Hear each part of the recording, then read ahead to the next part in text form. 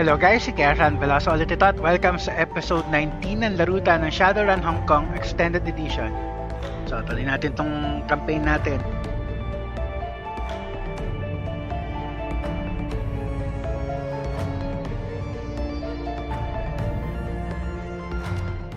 Last episode,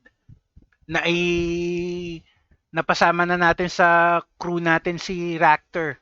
Tapos, nakausap din natin si Gaichu. So, nalaman natin yung kwento ng buhay niya. So, ngayon, nung bago natin i-end yung episode, nandun tayo sa kinausap natin si Maximum Law. Tapos humihingi siya ng information tungkol sa naging run natin. So, chismoso din eh. So, bigyan natin information. Teka. Hintayin natin matapos tong loading sequence. Hindi ko na babasahin ulit tong description. Ano na yan eh. Alam na natin yung ano yan eh.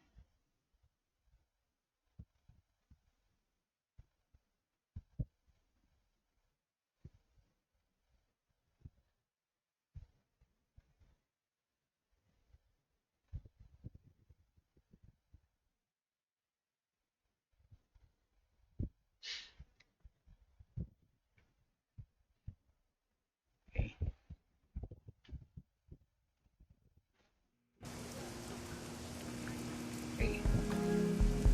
Bigyan na natin kay Maximum Law yung kwento. Teka.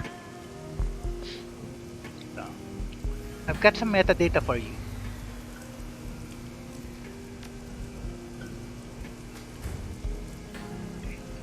Yo, tell me what you've got. The network runs on information. Asan na?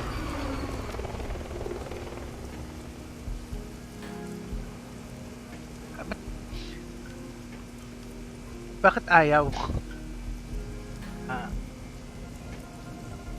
Tell me about Wampawan na lang muna. Pasaway. We're pretty much the best, yo. What do you want to know?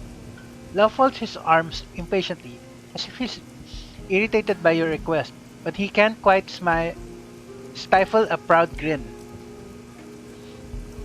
Just tell me about the tribe generally. Who are you guys? Bakit yung information ayaw? You really are new to the Kong, aren't you? We're the Neo Matrix Collective. We run the Hong Kong Data Haven and the Kong Shadow Nets. We are the Kong Shadow Nets. Okay, yeah. Feeling anonymous. Outside the corporate nets is the rest of the Kong, and in those shadows you will find threads of golden light, like a vast spider web, that carry information. Those golden threads and the web is Wampoa. That gives a curt, viral nod. My buddy, Red Storm, wrote that. Pretty wicked, huh? Anyway, we're bleeding edge on the path to the singularity. We're doing things no one else is doing, anywhere, except maybe Denver or Tokyo. Our homeland is the Matrix, and we're building a society of truth and expertise and information. You seem very outspoken, less modest than many Hong Kongers. Is that tribal? I am more outspoken, yo. I don't need the meat space rituals. Modesty is inefficient. He shrugs dismissively. Is that a Wampoan thing? For those of us who are most dialed, maybe. We're post-cultural.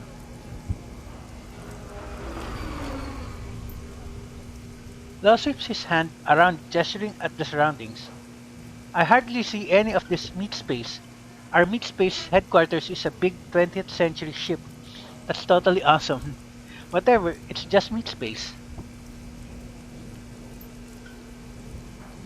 Wampoa is bleeding edge on the path to becoming the Ayan, ulit. Law punches his fist down at the ground, striking a majestic pose like a treaty of barbarian. Boom. Truth. What's a Wampoan doing on kindly's turf? Are you a liaison? What am I doing here? Lost him shocked at the question. I'm an ambassador. I broker Wampoa's services to Heyoy. Emissaries like me are all over the Kong, try, tying it together in an invisible network. So you work with kindly, so you work with kindly, doing tech for the Yellow Lotus. Does Wampoa provide any technical services to Hong Kong's poor? Wampoa are coders and deckers for criminals. Is that right? Sato mo na. Well, I do some work directly with kindly, but my focus is more district level. Andal lang guys. Kaya aga-aga nasamid na naman ako sa laway ko. We're all the part of a big machine. Each piece plays its critical role, as is with any highly evolved machine. So you're just a little cog in the big machine, huh? Sounds like you're entry level. uh, so. What? Hey, lost matters in irritation. I'm an important part of an ascendant entity. If you're ignorant, yo, that's not my problem. Does Wampo provide any technical services for Hong Kong's poor? Go na. Sure we do. We run pirate networks. Our services are way more than most ordinary people want, though. You can get prepaid bandwidth with the corporate carrier for fractions of a nuyen. But you're selling your soul. They're monitoring it. Okay, If you want to operate unmonitored by corporate algorithms, you've got to fly through the Wampoa network. It's the only place to be. Wampoans are coders and deckers for criminals, is that right? We do tech for anyone in the Kong. Outside the corporate umbrellas, anyone can use our networks if they pass our vetting and can pay for what we bring. Law speaks without a thread of irony.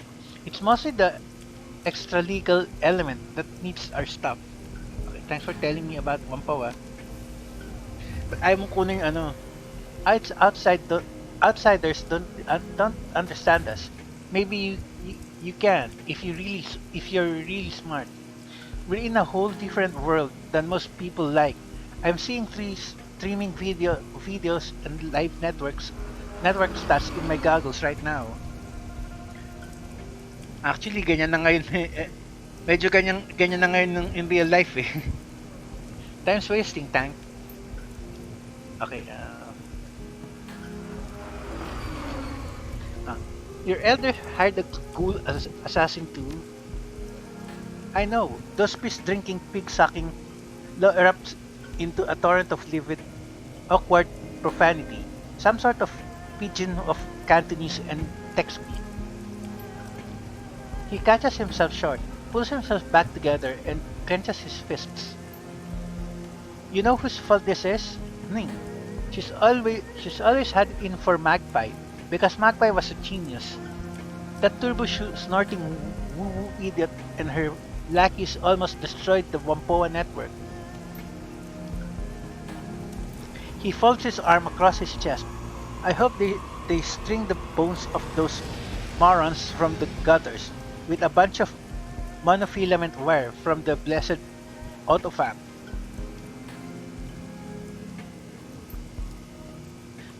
Law pauses and looks over at you.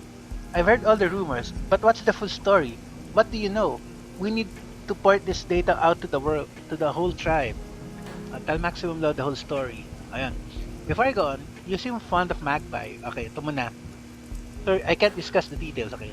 Tell Maximum Law the whole story. He listens in prolonged silence as you lay it all out. When you're done, he shakes himself as if awakening from a bad dream. Whoa! Law seems stunned. For real, man? This is going to go down in tribal lore, tank. Kano binigay sa atin? 450. Nice. Magkano yung funds natin na? 2,212. Okay. Siguro may mabibili na akong useful dyan. Sige. Here, this is a credit stick I keep on hand for when people have special information. Take it. You've earned it. I kinda want to think now and share files. Uh, uh, uh, Wala na, nasabi na natin eh. Tell me about Manpoa ulit. Thanks for telling me about Manpoa. Next. Titingin ako ng gear kung may mabibili ako na kaya ko na can afford. Outfits. May bago ka? Meron na ako niyan eh. Teka, check ko lang.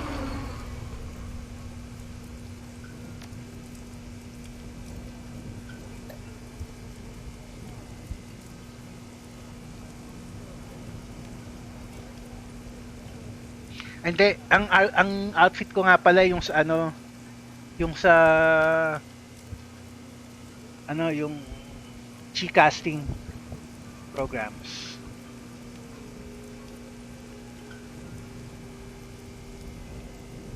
Meron na ako ng mga kailangan ko eh. Cyberdex.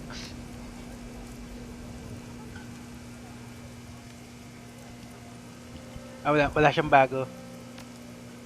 Okay. Wala tayong mabibili na useful for now. Okay, see you later. You gotta go? Okay, watch your back and shoot straight and all. Log grins at you and dexterously flashes a hand sign that Shadowrunners give each other in Hollywood shows. I got things to do too. Okay, at least na nasabi na ako tayo reward sa kanya, so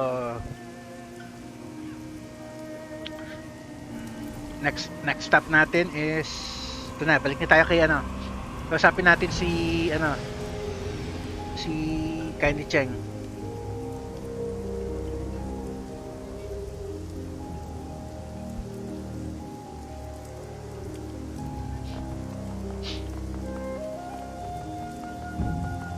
Teka, okay, nakuha natin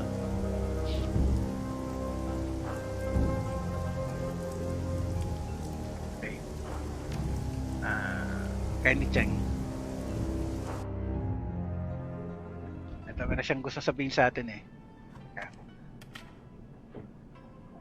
Okay. Ito yung Dr. Shenyang, pero teka. Save muna natin. Gata tayong save, save dito. Teka. Ba't nagpunta dun? Pinipindot ko yung ano ba yan?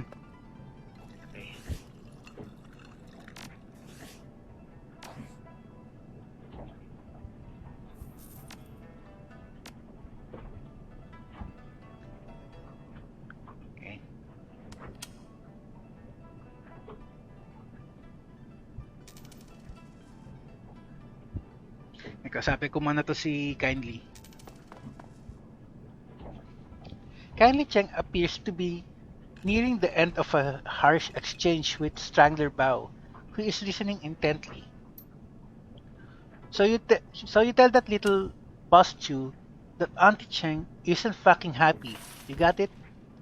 Not happy at all. Don't tell him that I'm displeased. Don't tell him that I didn't take it well. He slammed her shot glass on the table.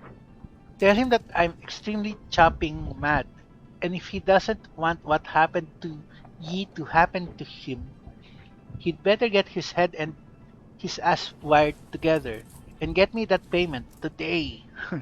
Okay.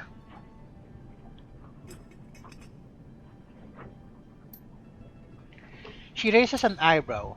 Was that message clear enough, Mr. Bao? Yes, Mrs. Cheng. I'll explain things to him in terms he can understand. Bao steps back and becomes a meat statue once again.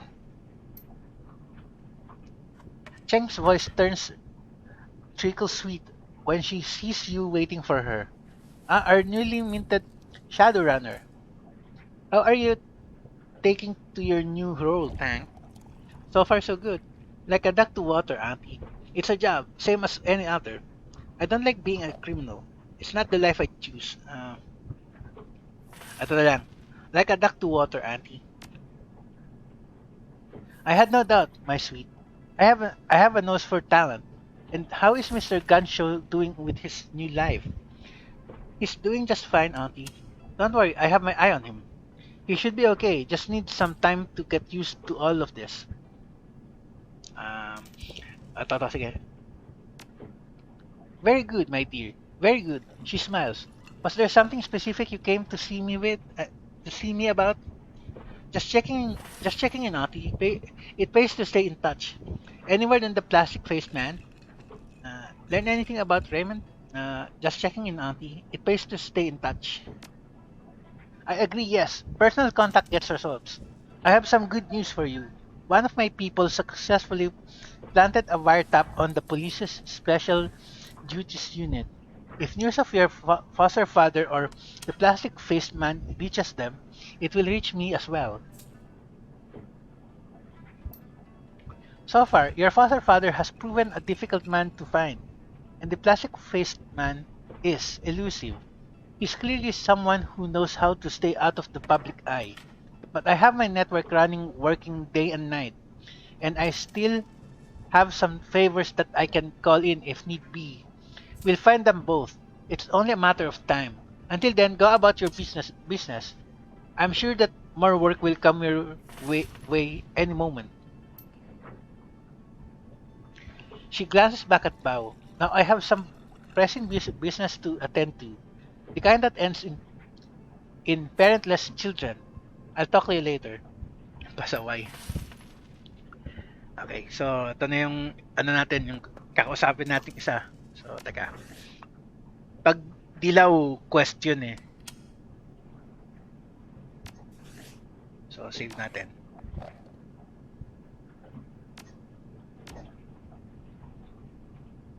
Mas mabuti na nagsasave ng madalas kaysa may umulit na naman tayo eh. Okay. Okay.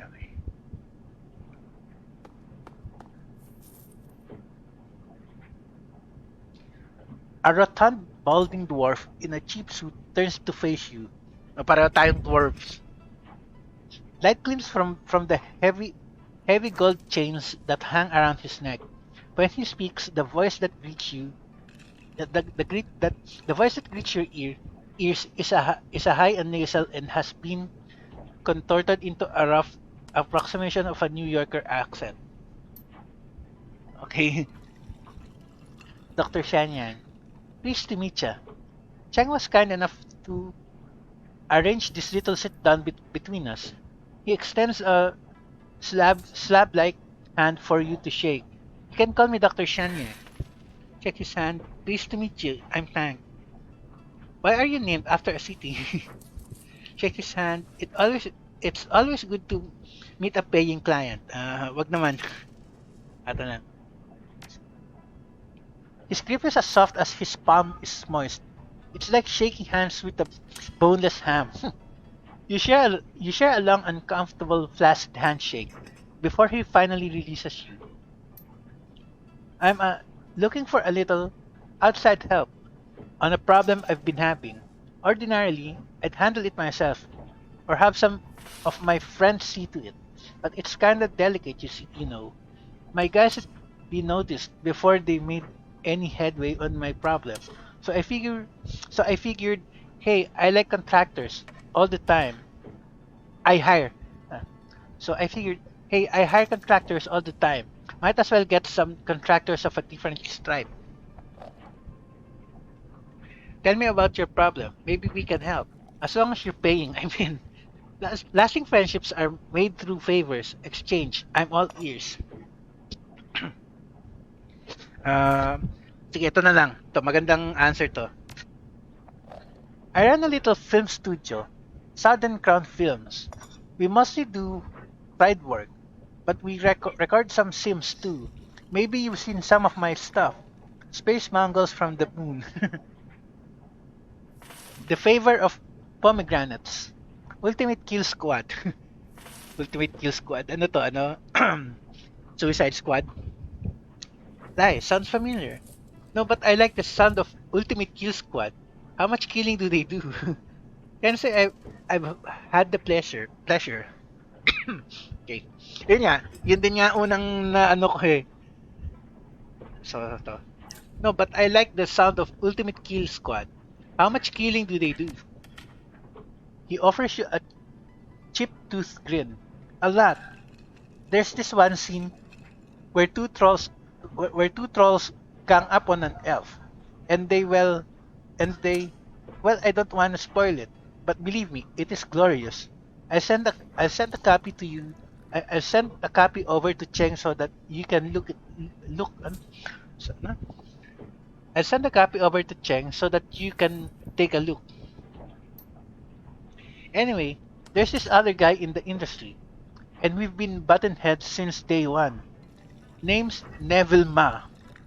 Buti di naman long bottom. He runs Yellow Spring Studios. No matter what I do, I can't shut him out of the biz. He always manages to get one over on me, steals my stars. He's been running me into the ground with this show called Promises in Moonlight. The star's a girl named Penelope Wong. New talent, but the viewers have been going nuts over her. She's the show's linchpin. Hang on, I'm getting there. So about 6 months ago, Neville was out in Guangzhou for some hoity-toity party. He's on the road, probably drunk. A semi comes out of nowhere, and pow, wrecks his fancy new Eurocar Westwind. Bad luck for Neville, good luck for me, I figure. Hey, that's the end of him for the year, and I start planning some new stuff he can't compete with from inside the hospital. You follow me so far? Yes, please keep going. Let me guess, he found a way to compete with you from the hospital. Settle mo na. No worse. The bastard is out of the hospital. He's back in the game. Bringing out season 2 of Promises in Moonlight. Ano ba yan? Teleserye na may season 2. Ano ba yan? I need that show off the air, one way or another. And that, my friend, is where you come in. How long did it take him to recuperate? Already? That's strange. Tough break. Maybe the wreck wasn't that bad. Ano sa'yo? Nakapagtaka nga. Tell me about it. He should have been in that hospital for at least 3 months and in physical therapy. A lot longer. Only took him like a week to get out. Couldn't freaking believe it. That kind of medical care costs top dollar. He's got a lot of money, but not that much. Ano siya? Gumawa siya ng clone? Yan ang naiisip ko thinking cyberpunk. Gumawa siya ng clone. Recovery time like that means that one of two things is going on. Neville could have found himself a silent partner, someone willing to pay top dollar for cutting edge care. I don't think it's likely, but it could have happened. If it ain't that, the smart money says that he's been skimming off the top of Yellow Spring's earnings and not reporting it to the other shareholders. And you want me to tell me how I fit in tell me how I fit into this. And you want me to look into that? I take it. I need you to go get me something to blackmail Neville with. Find out how he could afford to get out of the hospital so fast. He works out of his penthouse most days. So search his computer, closet, sock drawer, whatever. There's got to be something incriminating in there. Where is this penthouse? Neville lives in the Repulse Bay. It's this real swanky joint on the south end of Hong Kong Island, by the bay with the same name. I haven't been able to get anybody in to poke around his apartment because the security is too tight. Lucky for you, though, Neville's throwing a party on the mezzanine level with all the shops and a restaurant and balcony and such. He's celebrating the second season launch of his show, and everybody's gonna be there. Gonna make a real snarl for the building's security. You might also wanna hit up the party if you can bluff your way in. Everyone close to Neville will be there, and most of them will be 3 sheets to the wind by the time you get there. Some discreet questioning might get me the dirt that I need. Just remember, if you go to the party, don't use your real name. Go with Argyle. Should be safe enough. There's nobody in the biz out here with that name. So nobody will ask any questions about questions about how your work's going. I've got to say, Dr. Shenyang, this job sounds pretty ano, underhanded to me. Hit the apartment, hit the party. Dig up blackmail information on Neville Ma. Sounds easy enough. Couldn't it just make a better show? Hindi, ito na lang. He nods vigorously. Oh yes, Chang talked you up when I approached her. Oh yeah, Chang talked you up when I approached her with the job. Given what she told me, this job should be cake. Hindi naman usually. Hindi ko nga alam kung anong job to eh. So now the blackmail material is what I need more than anything. But if you can get Penelope Wong out of her contract, I'll pay you extra. Got it? I want that star power on my side. Okay. One last thing. I don't want you starting a scene while you're there. While you're there, you interrupt his party, make a mess or trash his apartment, and I'm not paying you. And I'm not paying you. Be clear on that. We're clear. Why the concern? If you're gonna if you're gonna hamstring me before I even go on the run, I wanna know why. Oh, so ito na. Ito na. Siyempre, parang hindi alam ko yun, nagat ko yun eh. Parang hindi halata. Okay, we're clear. Good. I can't have ma knowing that I can't good. I can't have ma knowing that I'm after him in my business. Everyone's got dirty tricks, but if you make it public, you're using them. Dr. Shenyang draws a finger across his throat. That's it. My career's as dead as the People's Republic of China. Nobody will work for or with me ever again. So don't embarrass me, okay? Understood. I'll be discreet. No mess, no guns. Got it. Got it. Reputation is important. I'll make sure that yours remain intact. Okay, understood. I'll be discreet. Ito na. Direkto na kang ng kagad. That's what I like to hear. You scratch my back, I scratch yours. You can get paid, and I'll put the word out you're a solid hire. You don't seem like you deal with Shadowrunners much. Sounds like we have a deal then. Okay. Ito na lang. His grin widens. Good man, that's what I like to hear. When you're done, drop Cheng a line. I'll come meet you back here, and I'll hand over the money. So meron tayong bagong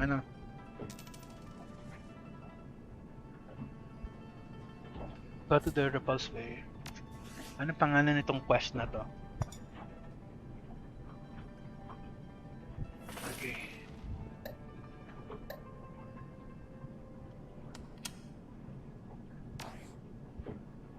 Okay. Save ko muna tapos kausapin ko ulit si Kindly Cheng. Hindi ko alam itong quest na to so baka kailangan ko magbasa-basa muna. Pero meron na akong kailangan isama ko yung dalawa at least eh.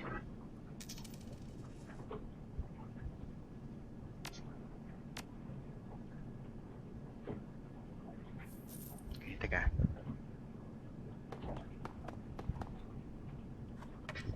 No time for runners now. I have other business to attend to. Okay, fine.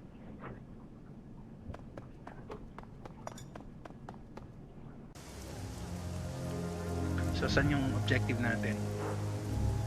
Nasa kita MTR.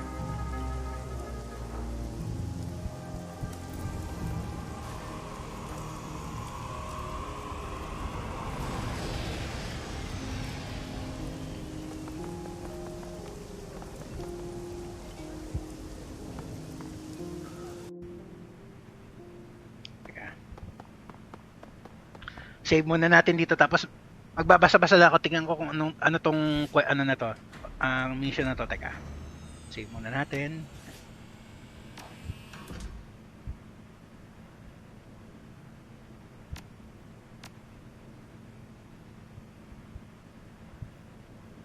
Okay. Browser mode tayo sandali. Hindi ako familiar dito sa mission natin eh. Teka, dali lang. Okay, 15 minutes. Bago meron pa tayo 15 minutes, so magbabasa-basa muna ako, dali lang. Check ko lang yung ano na yan bago natin start para maganda yung ano natin.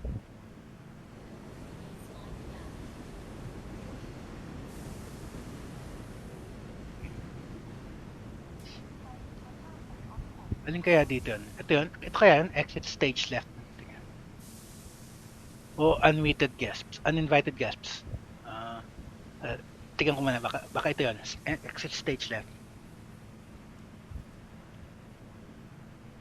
Ito. Ito nga. Ito. Ano yung synopsis? You arrive at the eponymously named Repulse Bay, a gleaming hotel and apartment building on the shores of Repulse Bay, Hong Kong Island. Teka.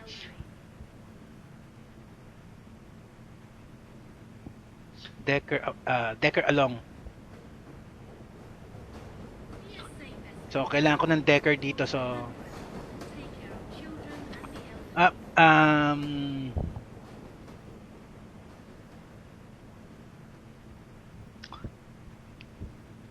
kung decker ang kailangan ko, si ano na, si Isabel. So, teka. Balik tayo sa ano, tapos end na natin episode doon. So, teka. Ayoko munang gawin yung ano, kasi baka mamaya ano eh. Pagkahandaan ko na lang muna. So, balik tayo sa game. Set up natin yung party natin. So, kailangan ko si Isabel. Although decker din ako, travel to the Repulse Bay Hotel to dig up information on Neville Ma.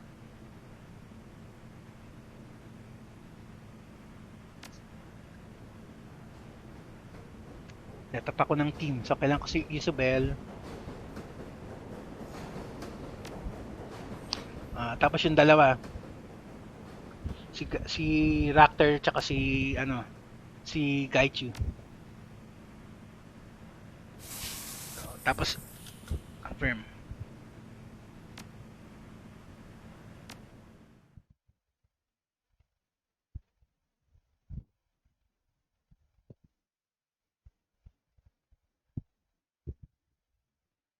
Okay, exit stage left.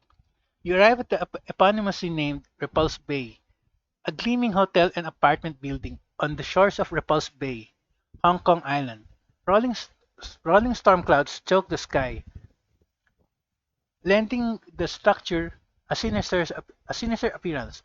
As you push through the doors and into the building, a sudden break in the clouds reveals a sun that's gone red as blood. You make your way into a ground floor elevator. The attendant pays you no mind. As the car begins to climb, you hear the sounds of ano? Merriment drawing closer.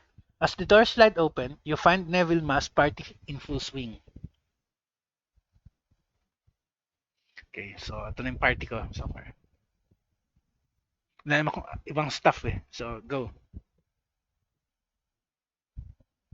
Tapos save ko na dito and then end na natin episode for now.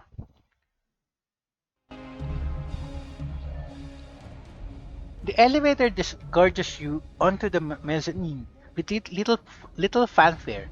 Off in the distance, you can hear the sounds of clinking glasses, carefree laughter, and silverware on china. We should discuss our approach, Stank. I would recommend searching the apartment as our first course of action. I am somewhat dubious about the idea of crashing the party. The ghouls are seldom welcome at such events. Sure, but Neville Ma and Penelope Wong will be at the party. If we don't bluff our way in, we can talk to them. Doc Shanyang is paying us to find out how Ma is up and walking so quickly after the accident. Talking to the guy would probably be a good idea. Let's get to that party and see if we can dig anything up. The party is too high visibility for my liking. Let's try the apartment first. We'll play it by ear. I don't know this scene any better than you do. So ito na lang muna. Apartment muna. That's probably the wisest choice. He he smokes his ano? He strokes his chin and Kaushal flexes its articulated limbs in anticipation. Lead on, we will follow. Okay, so save natin dito guys, end na muna natin yung episode. So wala tayo ng bagong save file.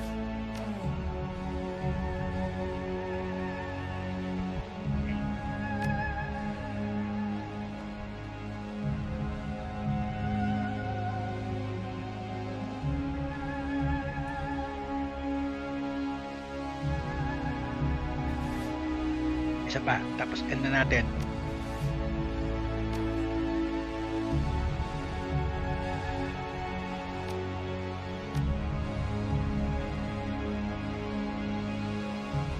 Okay.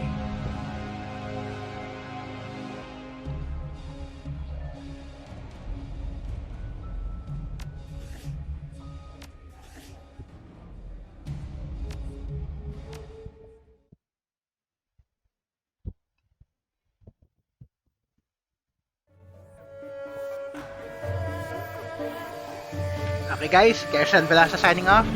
Next episode na lang ulit. Dito na lang muna.